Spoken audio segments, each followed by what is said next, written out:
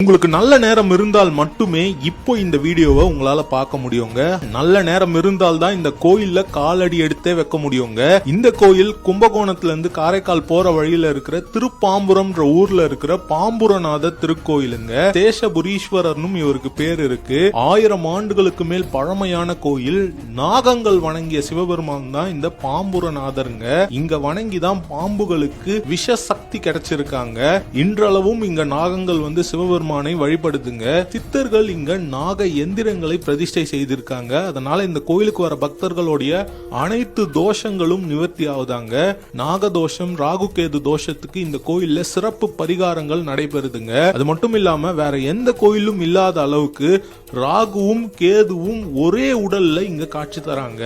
இந்த கோயில்ல நவகிரக சன்னதி இல்ல, கோஷ்ட மூர்த்திகள் இல்ல, இன்னும் பல அதிசயமான விஷயங்கள் இந்த ஒரு கோயில்ல இருக்குங்க.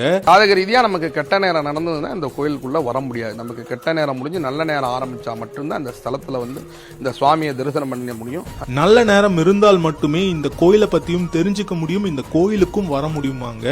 இன்னும் இந்த கோயிலை பத்தியான முழு விவரம் கொண்ட வீடியோ கணேஷ் ராகவ் சேனல்ல இருக்குங்க, போய் பாருங்க. Download ShareChat.